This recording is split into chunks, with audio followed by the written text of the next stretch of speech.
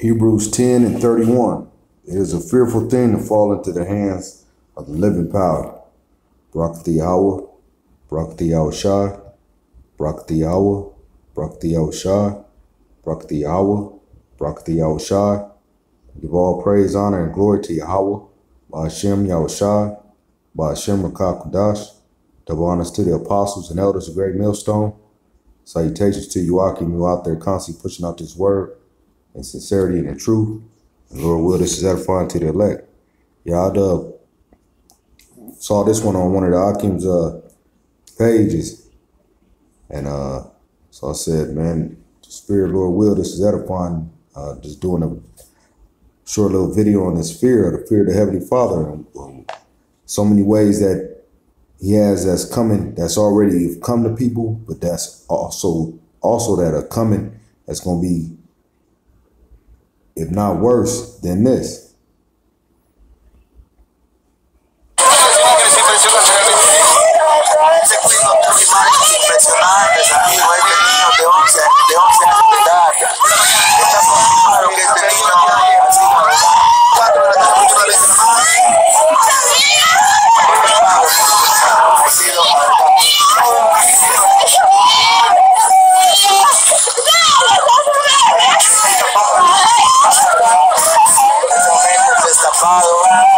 Por un amigo que ha encontrado el cadáver de este menor.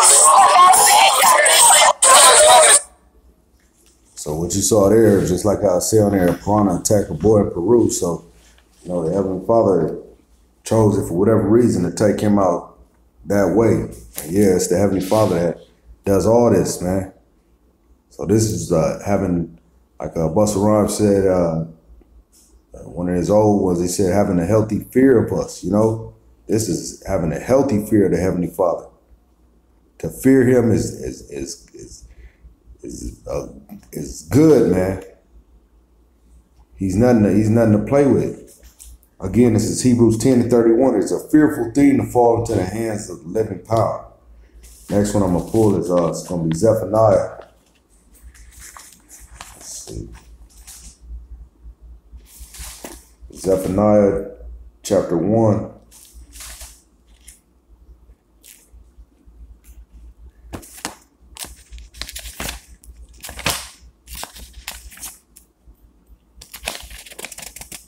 And 18. Neither their silver nor their gold shall be able to deliver them in the day of Yahweh's wrath, but the whole land shall be devoured by the fire of his jealousy. For he shall make even the speedy riddance of all of them that dwell in the land.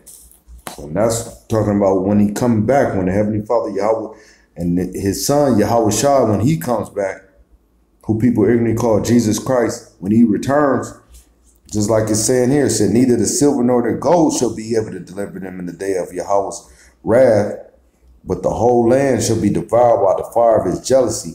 For he shall make even a speedy riddance of all them that dwell in the land. He's gonna make a riddance of these people, man, through the chariots, through those missiles. He's gonna be doing some horrific things, some things that we never seen on this earth, that we never seen in our time. We done seen, people have seen some horrific things. Just look at this, what's going on right there. And that's just something, I'm not gonna say natural, but it was a fish, the piranhas, a natural fish that ate a boy. But you're going to have something that's going to be so horrific. It's going to be these missiles. It's going to be the ICBM missiles. It's going to be the chariots with them lasers that's going to be coming out, just destroying folks. This is Zephaniah 3 and 8. It said, therefore wait ye upon me, saith Yahweh, unto the day that I rise up to the prey. For my determination is to gather the nations, that I may assemble the kingdoms, to pour upon them my indignation. And that indignation goes into rage. It means rage, fury, anger. So he says, rise up to the prey, for my determination and is to gather the nations, that I may assemble the kingdoms, to pour upon them my indignation, even all my fierce anger. This don't sound like a power that's coming back happy, man. For all the earth shall be devoured with the fire of my jealousy. That fire, man, is going to be with them ICBMs, man, again. And the missiles, the missiles and the, what people call UFOs, them chariots. They're going to do some damage to this place. This is Isaiah chapter 45 and verse 7. I form the light and create darkness. I make peace and create evil. I, Yahweh, do all these things. So that's letting you know right there, the Heavenly Father, he's in control of all this, man. Of this little boy is getting eaten by piranhas, that was all him. And it's nothing that you can do to get away from. That's what's so, to have you in a healthy fear of the Heavenly Father, man, to be fearful. What you do does matter, man. People coming back here and they getting their judgments, man. This is we in hell, man. This is the hell that you in right now. This is what you call hell. This is what you in right here, right now. I'm gonna read that again. I form the light and create darkness. I make Salakia. I make peace and create evil. Say, I, Yahweh, do all these things. He the one that's doing all this. Everything that you see is people dying from getting ejected out of their cars and landing on top of billboards or freeway signs, people getting ran over. Old boy X that just got murdered in his own car, got shot up. All that all this is the Heavenly Father had it all planned out. This is Isaiah 13.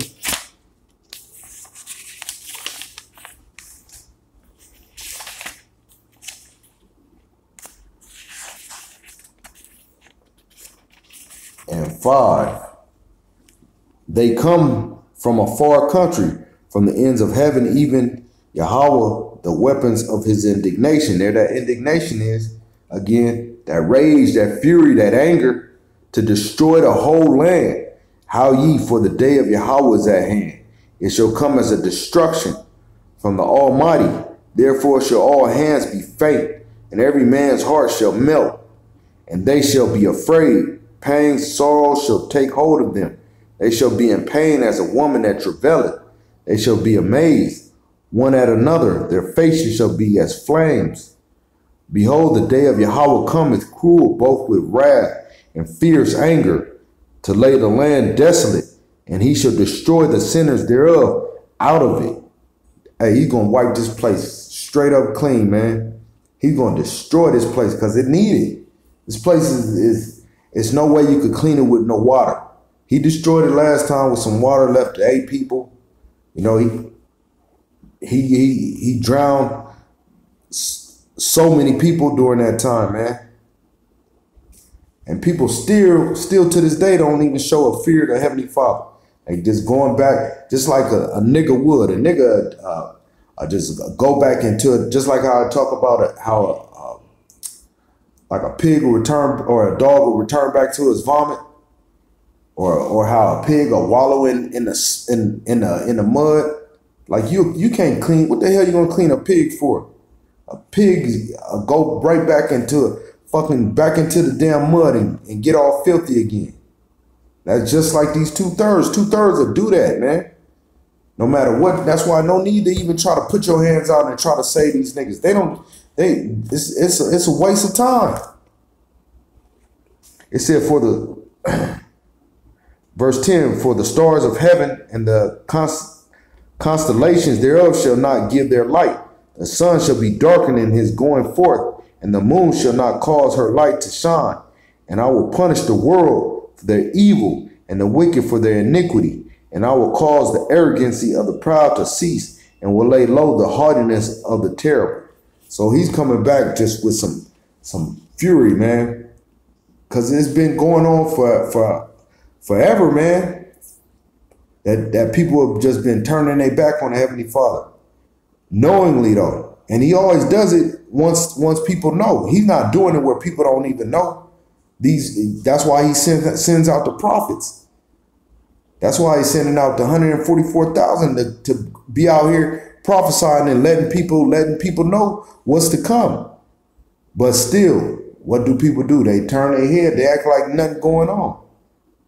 You got so much wickedness out here that it's as like what's right is wrong and what's wrong is right now. So that's why he's got to come back and he's got to destroy this place with fire, man. He's going to cleanse it. That fire is a cleansing agent. It purifies. You know, you could disinfect something with fire. And that's what he's going to do. He's going to disinfect this place with the ICBM missiles and the chariots that's going to shoot out them lasers and destroy this spot, man. This is Luke 12. And I'm going to start at verse 4. It says, "And I said unto you, my friends, be not afraid of them that can kill the body, and after that have no more that they can do. But I will forewarn you, whom ye shall fear. Fear him, which after he hath killed hath power to cast into hell. Yeah, I say unto you, fear him." So don't fear, you know, you ain't, that's why they tell you, man, don't fear, man. What can man do to you? Man can only, you know, kill our bodies, man. That's it. But the Heavenly Father, he got the ability to do it over and over and over again. He, like y'all say right here where it said, "And I say unto you, my friends, be not afraid of them that kill the body, and after that have no more that they can do. But I will forewarn you whom ye shall fear. Fear him which after he hath killed hath power to cast into hell." And that hell just talking about not the actual hell like the pit where you burn it forever, but where that's damnation, man. Where he'll do something so horrific like what you see on the screen, what you just watched. He'll do something like that where you didn't even believe. You thought you was just going out to the lake and you fell in and your ass got eaten up by some piranhas. Your life ended, man. Or you was even one of the, like these little kids in the background and you in the background and you watching this shit, man. You seeing your little brother, your little friend who just got eaten up and you actually visualizing and seeing this. That's trauma, man. It's the last one. I'm gonna close it out. Nahum.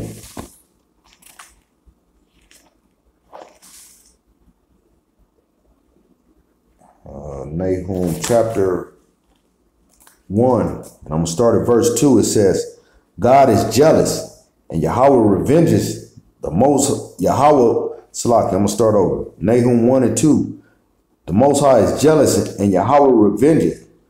Yahweh revenges and is furious, and Yahweh will take vengeance on his adversaries, and he reserveth wrath for his enemies. Yahweh was slow to anger and great in power," because he's being merciful, man. He's constantly just being patient and will not at all acquit the wicked. Yahweh hath his way in the whirlwind and in the storm, and the clouds are the dust of his feet. That's them chariots. He rebuketh the sea and maketh it dry, and drieth up all the rivers. Bashan languish, and Carmel and the flower of Lebanon languish. The mountains quake at him, and the hills melt, and the earth is burned at his presence. Yea, the world and all that dwell therein. So, man, them doggone volcanoes that are erupting all around, the one especially that's going on in Hawaii, that's a piece of his, that's a little bit of his power that he's showing.